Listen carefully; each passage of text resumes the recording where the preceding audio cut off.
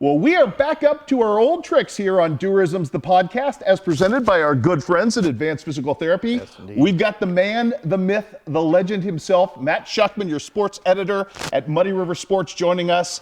And he will be an omnipresent presence coming up, obviously, the next 48 hours as we do this special podcast edition for the Quincy Shootout. Unless, of course, some very over-assertive cheerleading sponsor decides to move you off the bottom row. That will not happen. Not I this promise year. you, not this year. It has happened in the past. It has happened, but it will not happen this year. Good for you, my But assertive friend.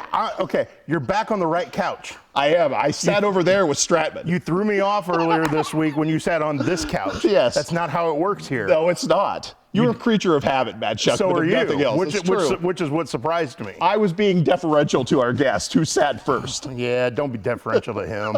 He's a bum. No, he's not. He's a good dude, and especially so this week. Well, he's done a great job once again of putting on the Quincy Shootout, and kudos. And he put a little something on Facebook because I mentioned him in one of my articles. Eric Stratman, the event organizer for the Quincy Shootout.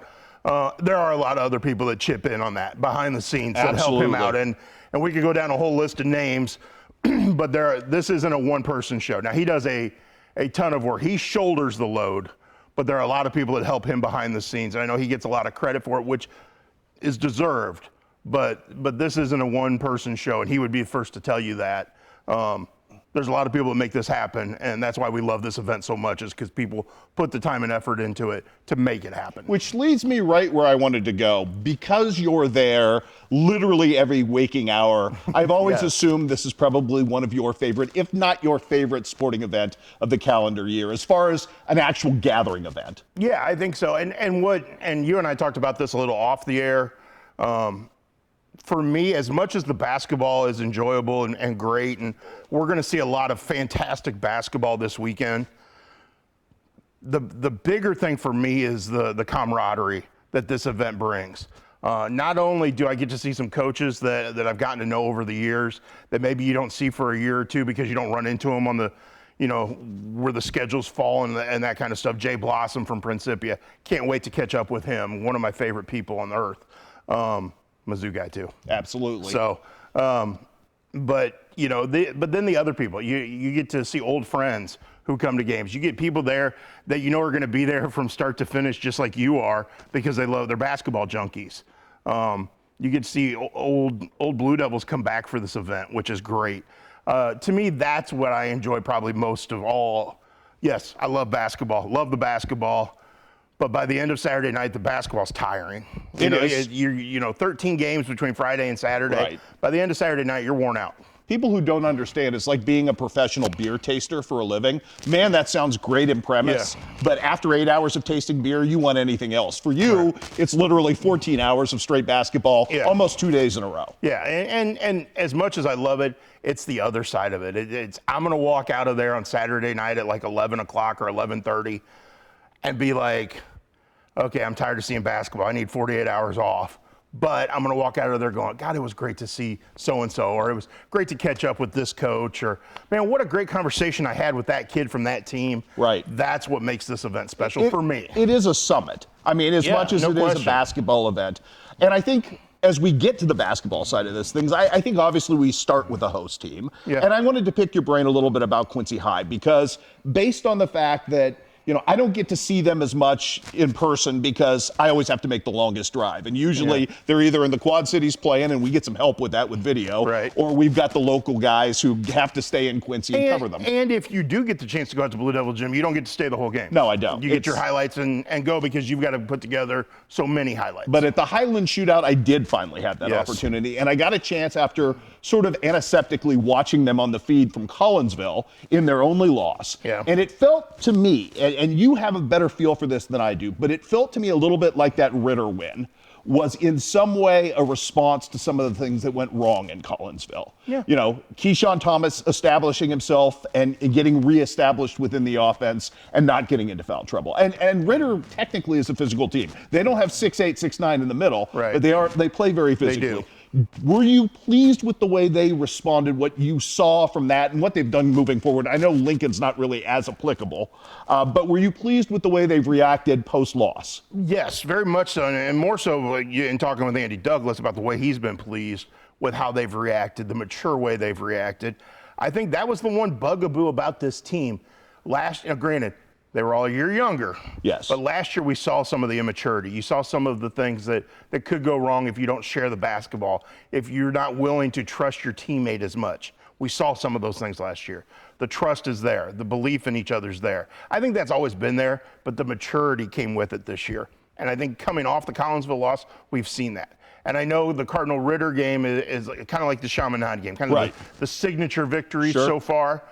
But I was more impressed probably with the Lincoln game because By the way they handled it? because they went out and stomped on them. Yeah. It wasn't, okay, we're going to let Lincoln hang. Okay, we just beat so-and-so. We just did this. We just did that. Okay, now we've had games snowed out this week. Okay, let's go to Lincoln. And, okay, Lincoln's not that good. We're going to roll over. No. They went out and took care of business. And I think that, to me, they shot the ball well. They moved the ball well, which led to those open shots. And to me, it was, we're not going to give anybody a chance. Okay. And to me, that's the mentality that has most impressed me. Yes, they came out against Cardinal Ritter and played really well, established what they needed to establish. But it's that mentality of, I can't take a play off. I can't take a night off. I can't take a day off to get ready for this. Not that the Collinsville loss felt that way. They had a bad game. They did. They didn't play to their potential. And to their credit, and I'm not trying to make excuses, but you spent 3 days chasing around the likes of Dier Hill Jr., you know, and your legs get weary. No and question. Collinsville is built for a slog, are they not? Yes. So I think that was, you're right, I think that's impressive. I think the other thing that you alluded to with maturity, they didn't let Lincoln's pace affect anything in that game, which is impressive as well, because this is a Blue Devil team that likes to play at a certain pace. You often hear coaches talk about scouting reports and preparing for the next opponent and okay, we got a game on Friday night, so we got to prepare for Friday night, and then we'll get to the Saturday scouting report after we get through Friday night's game, and all of those things you hear about. The one thing I've heard more than anything from Andy Douglas, from the players, is we're worrying about us. Okay. They're not as worried about, yes, they're doing their scouting, they're preparing, so don't take it that way. But I think the bigger thing, in my opinion, is they're not concerned with, okay, what's Lincoln going to do? How are we going to combat that? How do we counteract that? It was, we're going to go out there and we're going to dictate and make them respond to us. And I think that's the bigger thing with this team this year than it has been in the past couple of years where they've been really good, is they're going out and they're saying, this is our game. This is how we want to play. How are you going to respond to us? And then we'll counter that. Because we're in the rough and tumble of it all, are you numb to the fact that it seems like they haven't been in Blue Devil Gym forever? Oh, I can't wait to get back in Blue Devil Gym. I don't remember exactly where Blue Devil Gym is. It's been a while. It feels that way. I mean, it's been over a month. Yeah. It was December 12th against Webster Groves was the last insane. game. That's an insane break. And weather has dictated Some of that. Obviously, playing over the holidays, you're not at home. That dictates a little bit of that, because you know there's going to be about 2 weeks there at least where you're not going to be at home because of that. But it's been a while. So obviously we know that the Geneseo matchup on Friday is probably not ideal. I'm going to be as diplomatic with that as I can. Okay, let's face it. Geneseo is going to get its doors blown off. If Quincy wants to put up a 90-point effort, it's going to be a 70-point game or whatever. Geneseo just doesn't have the horses. It just doesn't. The flip side of that is, though, it is recoverable. Saturday is going to be really fun. Well, the one aspect of having the Geneseo game on Friday night, you're going to have your legs for Saturday night. That's certainly true. You know, no, I hadn't even thought of it that way, but yeah. To me, there's two things of the Geneseo game. If things go the way we all expect, and I can't see them going any other way, is you're going to have your legs for Saturday night, and everybody on that bench is going to say they got to play in the Quincy Shootout. Very cool point. So there's some benefit to it in that regard. Now, does that prepare you to play an Imhotep Charter the next night? No, not really. No. And from a pure basketball loving standpoint, nobody wants to see a blowout like we expect I mean, Quincy went to Geneseo and blew them out. It's not going to be any different. Nothing we can do They with lost this the with game the scheduling. 91-10. Yeah, there's nothing you can do about this with the scheduling. It is what it is. The only thing is, I think, and we're now in year 6 of the shootout. 7 years total. We didn't have 1 year because of COVID. I just and I don't know how the administration makes it happen, and whether you can. There was 1 year Quincy had to go on the road and didn't play Friday night in the shootout. And now we got a year where they have Geneseo on a Friday, a non-ideal league game. I just wish the Big Six would see the importance of this event and go, okay, we'll figure out a way to make sure it's a quality game on Friday night to be a part of the shootout. I just wish that would happen. Flex scheduling for the Quincy shootout? Something like that. Or just when you sit down and make the schedule, go, okay, this is the weekend of the Quincy shootout. Do your schedule matrix, and they go, okay, does this game work for that shootout level? Face it, if it was Alleman coming in or Galesburg or Geneseo this year, those teams aren't good. Right. Okay, so why don't you make sure that it's a Moline, a Rocky, a UT, a Sterling? Could the Big Six schedule maker make that happen? Good. But I think you got to do that far enough in advance. As soon as you're putting the schedule together for next year's basketball season, look at that date. Okay, how can we adjust to make it fair for everybody in the league, but to make sure that there's a high-quality game that night? Let's talk a little bit about Quincy Notre Dame because they are a part of the shootout, Yes. obviously. And obviously on Friday night, they're going to have their hands, you mentioned Jay Blossom, obviously they're going to have their hands full. Notre Dame has had some moments. I mean, obviously it just seems like every time something good happens, there's been a hiccup or something it seems like it's been a while since we've had any kind of, regularity with Quincy Notre Dame on a schedule. What is your take on the Raiders to this point, Matt? They're a roller coaster. Okay, well, I think that's fair. One good moment followed by one bad moment, and that could be in a game. Yeah. It could be in a quarter. There's just the consistency hasn't been there this year. I like pieces, and you figure, okay, if all those pieces, if that puzzle fits into place, could this be a dangerous postseason team? Possibly, because I think there's some decent pieces there to make that happen. How much of that do you think, Matt, is Kevin still trying to figure out his first 8? Because sometimes it seems like 5 through 9 sometimes wildly shuffles. Yeah. Well, and I think you watched, and again, I haven't watched them a ton lately, but I know early in the year I couldn't figure out his rotation, and I know he was struggling to figure out his rotation because you had so many guys that were equal.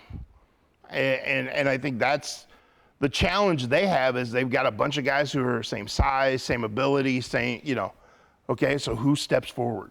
And I don't know if anybody has emerged to say, that's my spot. They also have some struggle scoring. Yeah. And I think, you get in deep enough into the bench and there are combinations you play where you don't know where the scoring's coming from. Yeah, I would agree with that. And so I think and he's said the word identity a lot. I don't think this team has an identity because of that. I think there's, okay, what are we going to be? And it's hard to be one thing when you're shuffling guys. And that's not a knock on him. He's trying to figure it out just like the players are trying to figure it out. And it's just been tough. I think it's also important to express because there is some talent there. It's not unrecoverable. No, and they're 9-7 going into this weekend. I mean, again, I still think they could be a dangerous postseason team. I really do. It's will that puzzle fit together? Will those pieces click? And you know how it is when you're putting a puzzle together. You're trying to get that piece in, and then boom, it clicks. And you're like, it galvanizes. You're right, boom. exactly. And then the next piece clicks in, and it's like that's what they need. Okay. They need that a couple of those pieces to click together, and then I think the rest of it just falls in place. All right, I want to ask you a little bit about the Chandler Bevins game, too, because that's what I've taken to calling it over the years, where Eric Stratman brings in the one local team and gives them kind of the Rocky shot to throw, and this year it's West Central, and that was really good planning on his part because West Central is number 5 in the state in Class 1A. Obviously, 20-2 record. 20-2 record with Zach Evans. Not just Zach Evans, though. It's been very balanced across the board with what they've been able to do. Yeah. And it helps, obviously, when you have a big man, kind of step forward as well. Principia is a little different challenge for them. Yes. But do you love the idea every year of just giving one of these teams? Absolutely. Yeah. And I know last year we sat down and talked, Stratman and I, who's going to be good? who on the small school level, and so you start picking out, okay, this team could be good, this team could be good, and then it goes, could it fit in their schedule? Now, there's been years past where the Winchester Invitational, there's always been that concern. Crossover, yeah. If they're playing in the Winchester Invitational on Saturday, they can't come to the shootout. Right. In West Central's case. Palmyra this year would have been a team you could go and bring over and let Bear Bach and Carson Hicks have their moment. Sure.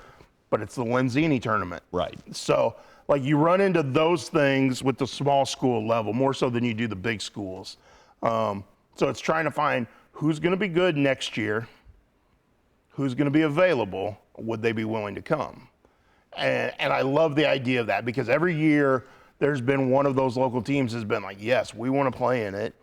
And they've shown themselves well, Right. no matter who it's against. And it started with Clark County against Muscatine and Joe Wieskamp and Chandler Bevins and the back and forth that they had. And maybe the best mano-a-mano I would think of so. the shootout throughout. I do think there was sort of an underdog rising type of thing to that. And I Yeah. love and 9 o'clock in the morning when you're going to start a shootout, you want to start with something that's kindling. Yeah. And that game has really done a really good job of that. It did. Last year you had Ellsbury and Southeastern, so you had a good crowd. Right. Because both of those schools brought plenty of fans, and then people started trickling in. The difference now than 2018 when the shootout launched. In 2018, everybody looked at the Quincy game against Webster Groves. Got to be there for that. Right. Okay, then you want to see this team and you want to see that team, but do I want to spend all day in the gym? And some people did. Some came and went. But as that day went, you saw the crowd get bigger, built to the Quincy game. Okay, the next year was sort of similar. Now what we're starting to see is the crowd is showing up early and staying all day. It's not, will the same crowd be the same at 7 o'clock when Quincy plays as it is at 9 a.m. when West Central plays? No. But you're going to see a bigger crowd at 9 a.m. than you have in years past. I also guarantee you're going to see a lot of West Central jerseys in the crowd for Quincy High and for the game that follows that because people love basketball. And Yeah. you touched on the flashpoint of it. A lot of this has been really good with the communities that Eric Stratman Yeah. has brought in. Southeastern, which was motivated last year. Obviously Monroe City, which, when we had the Tolton twins doing their thing, Yep. people showed up in that Yes. morning and wanted to be a part of it. When Clark came, I think most of Cahokia showed up. Yeah, it did. Especially since it was against Muscatine. Right. Like figuring out that matchup's fun to figure out. Because if you get a good matchup there, you get like Southeastern Ellsbury last year, like Clark Muscatine. You get, not only does your community come, but maybe a few more that maybe, well, I don't know if I want to drive down to Quincy. Oh, wait, they're playing Muscatine? Yeah, we'll drive down from Cahokia for that. It is really a spectacle, and it's something different. Yeah. And I want to pick your brain a little because you did the great column A to Z the other day about all the wonderful offerings, and that's pretty impressive that you could fill every letter. Some of those letters aren't easy to fill, Matt. The only one I struggled with, and I put it in there, was X. Yes. Because there aren't very many words in the English language that begin with X. And so you're praying, when you sit down to do one of those, you're praying some team has a kid named Xavier. Like Xavier Foster a couple of years ago, yes. Or a kid who is signed to go to Xavier. Then that takes care of the X. Yeah, there you go. Otherwise, you're screwed. Yes. But you nailed it. you stuck the dismount. Very good job. I want your insider knowledge. Couple of games. First of all, what games, outside the obvious, is there a game that might not be that 5:30 on game either night or on Saturday night, or the 7 to 8:30 game? Without the schedule in front of me, okay. What do you want to see? Let's make it more fair. Everybody wants to see Link. Okay. Everybody wants to see Wasatch. Those are the teams with the national appeal that people Right. are going, I got to see them because they're going to throw down dunks. There's guys, Jordan Walsh just made his debut with the Celtics. Right. He was in the shootout 2 years ago. Yeah. So, you're seeing, that level of talent come through here. I want to see Millard North play. I thought they were really good last year. They're a team that's been in the title game in Nebraska, I think, the last 4 years. Neil Mosser just broke the Millard North three-point shooting record. I saw you He mention nailed that. 6 3-pointers here last year. Is he going to come in and do the same thing? Okay. To me, that's intriguing. And they're a very good team, coached very well.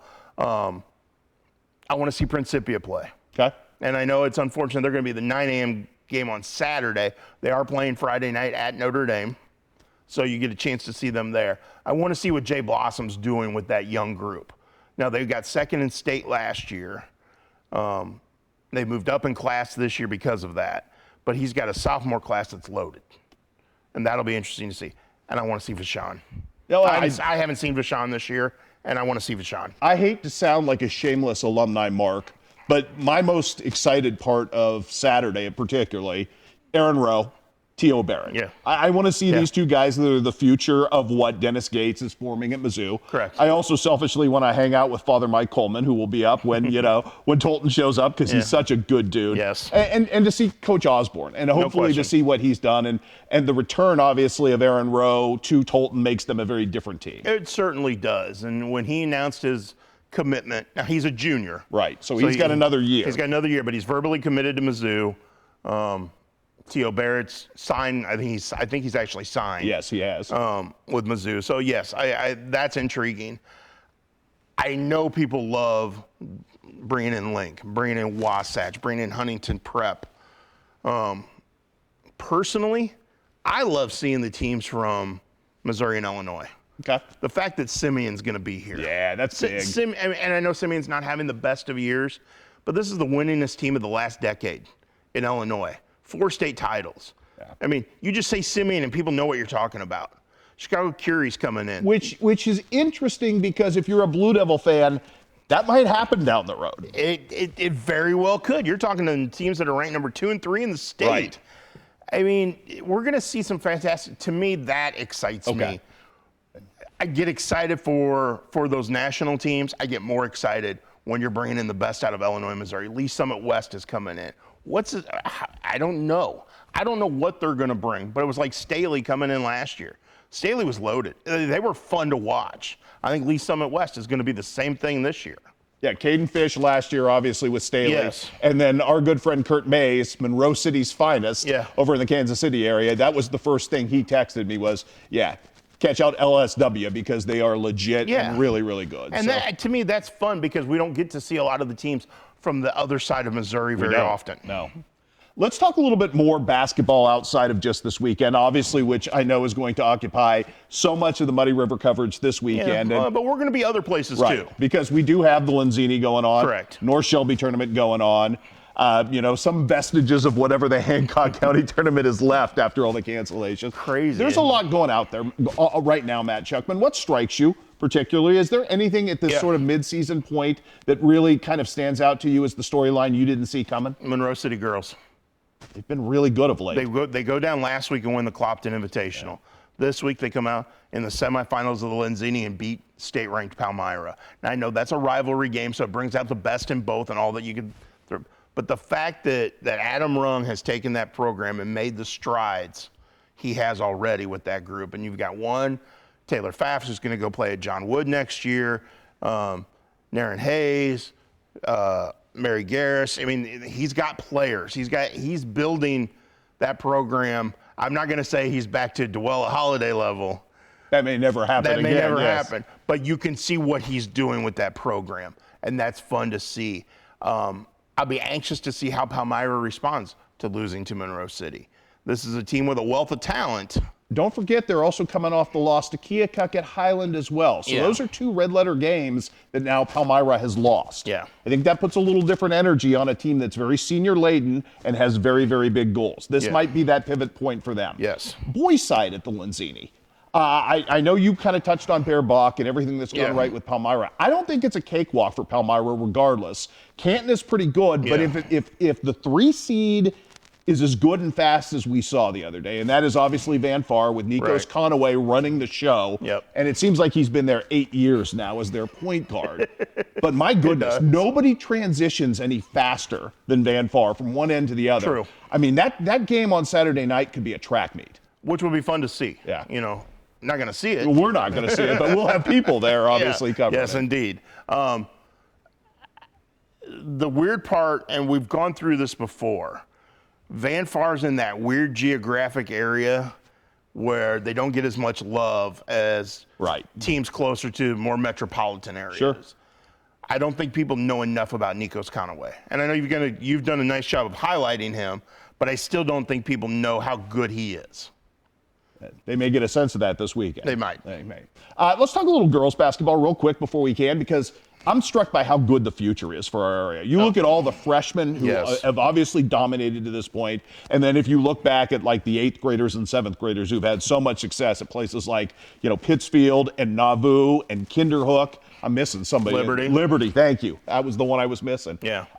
We've got a really bright future ahead, Matt Chuckman, and No question.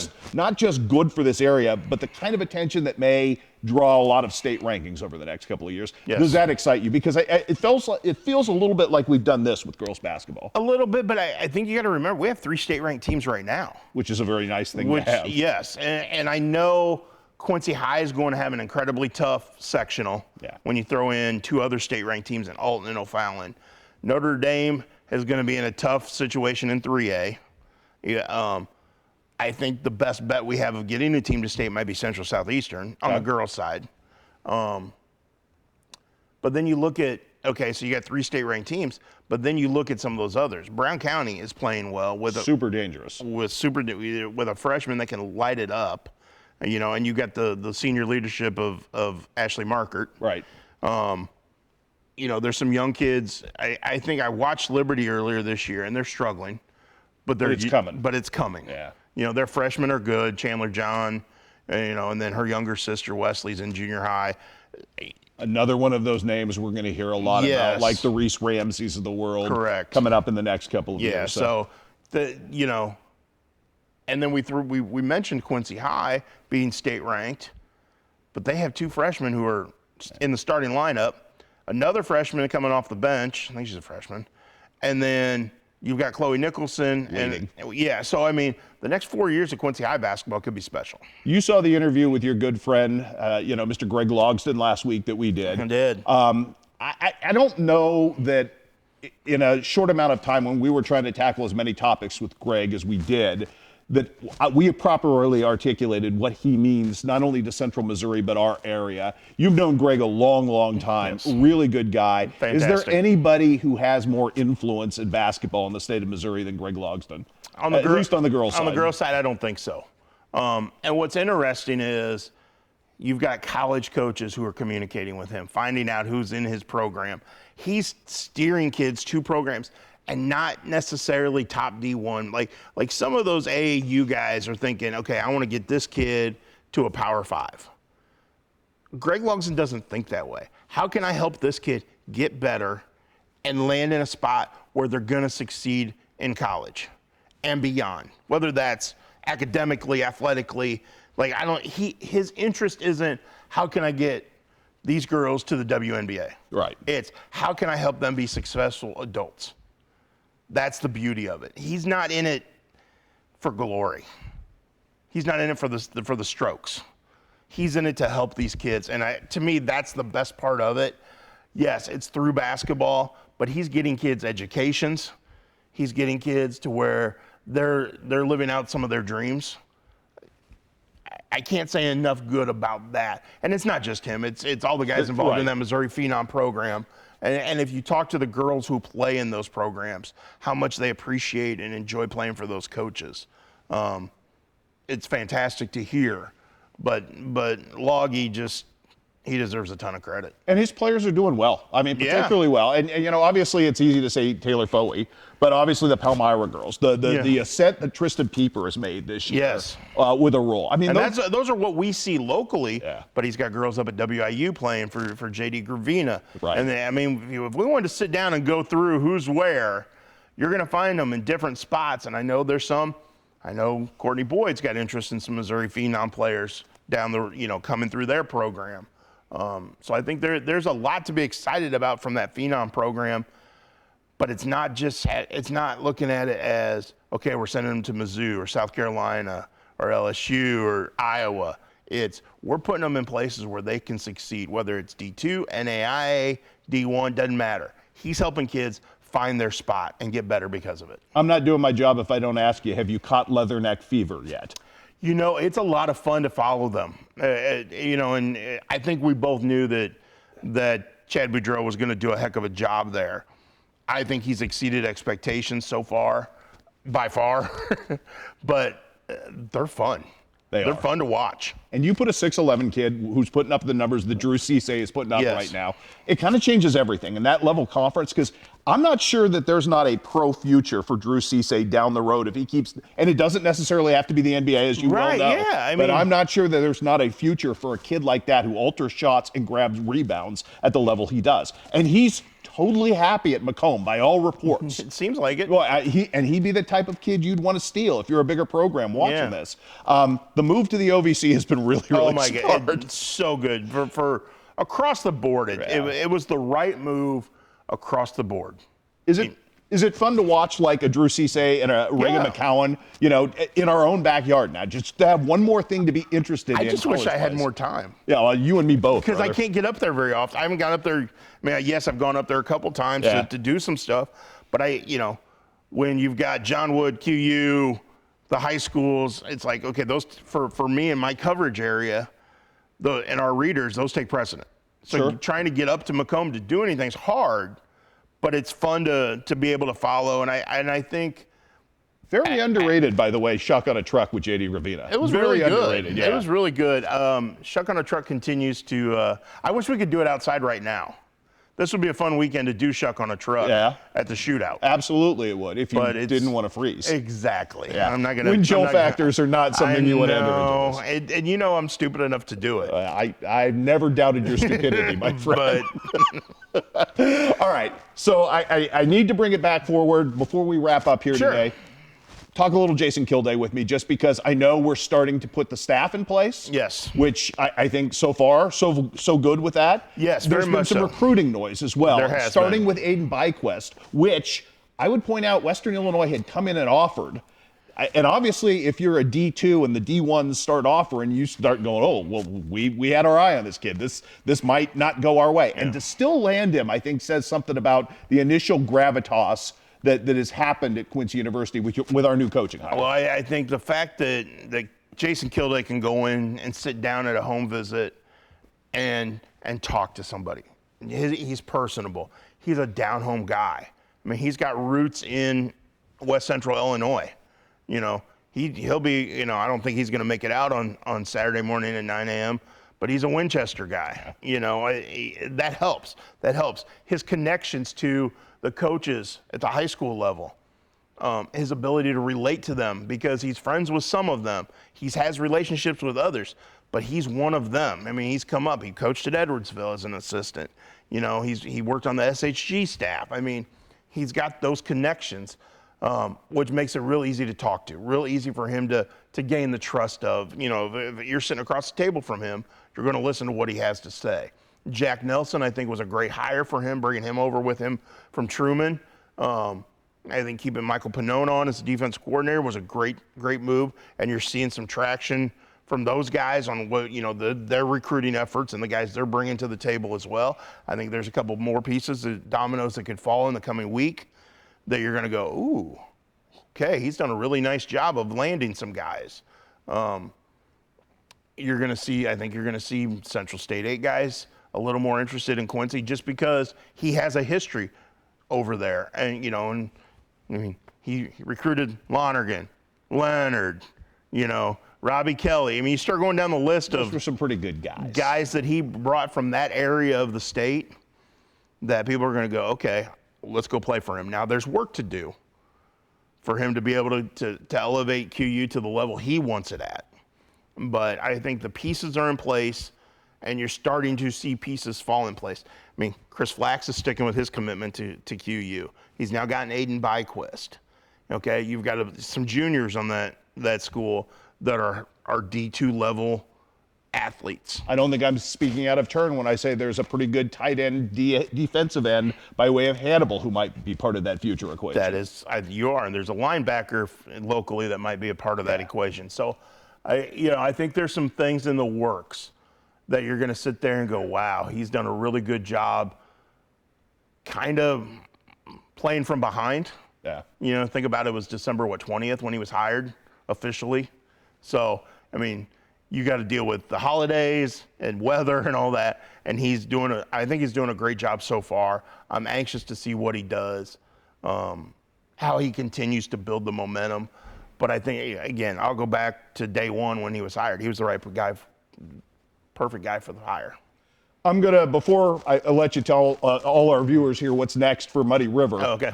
I think I need to be reflective of something that kind of got a little bit covered up in the last couple of weeks, just because we've been in this avalanche of sports. Yes. You did such a great job with the Quincy Invitational last week, Oh, and thanks. with the Blue Devil coverage, and obviously Phil Neely's got a pretty special group brewing does. over there. He does. 4 championships was, I think, more than anybody anticipated coming into this. Even with some of the attrition that happened with other teams, Yeah. that was a really good tournament, and there were some really good top-end guys still in it. 4 titles. I mean, I think everybody knew about Uppinghouse and Newbold and what they've done, and everybody knows that Todd Smith has a chance to win any tournament he's in. Yeah. But I four titles individually and a team title in that is pretty good momentum moving forward, because we're going to be in regionals, in a fortnight? Oh, my. It's crazy how quick that comes Yeah. around. We're 2 weeks away? Yeah. You know. And regionals for Quincy High will be Here. at home. Yeah. Sectional for Quincy High. Here. It's a beautiful thing for them. We don't have to travel. Beautiful thing for us as well. But no, there's a chance for them to do something special. I think there's a chance if some of those lower weights continue to perform at the level they did at the Invitational. The Wyatt Bowings of the world. Yes. Hugh Shera won his Yes, title. won his title. And I know it kind of got overlooked because the seniors did such a big thing, in Uppinghouse and Newbold. Yeah. But Shera's won his Invitational title all 3 years. Yeah, well, that's pretty impressive. He's got a chance next year to go 4 for 4 in the Invitational. Well, and they've got some connective dots. You saw the way that Eli Roberts wrestled in Yes. that, which was really, really big. Gunner had a couple of pretty Yes. good matches that were that close. I know, and you were without Peyton Eddy, Which who's out with the hurts. injury. Yes. But I don't know how soon. Will he be back by regionals? I don't know. But if he's back by regionals, then there's your You connect. you connect. And I think this is a team potentially that could win a regional. That's awesome. Could this team be wrestling in the team sectional? I think there's a chance. It's been a long time since we've had any local team go as a team over to Bloomington Normal Right. and do that. Yeah. I think the last my recollection was a Beardstown team. Yeah, I think a that's couple of right. moons ago. So Yeah. that's pretty special. That- Coverage options coming up. What can people expect from Muddy River in the next couple of weeks? Well, Anything you want to plug, my man? Obviously, we've got a slew of Quincy shootout stuff just like you coming up this weekend. And then I'm working on a couple college basketball, Quincy University feature package. Okay. They've got 3 guys from the same hometown Really? playing basketball. I at don't think QU. I realized Yeah, that. so I'm going to work on something with those guys and what it's like to be away from home, Okay. but be together.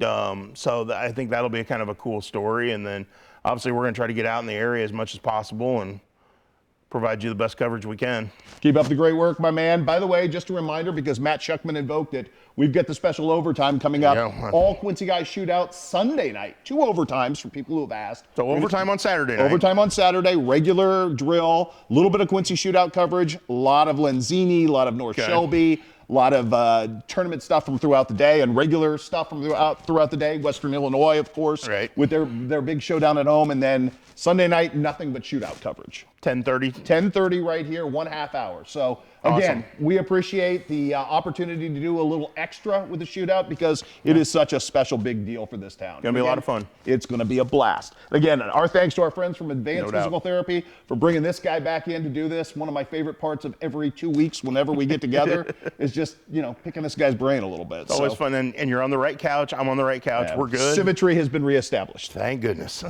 We'll see you probably in 2 weeks. Okay, sounds We'll see you good. in 2 weeks for your next Tourism's podcast.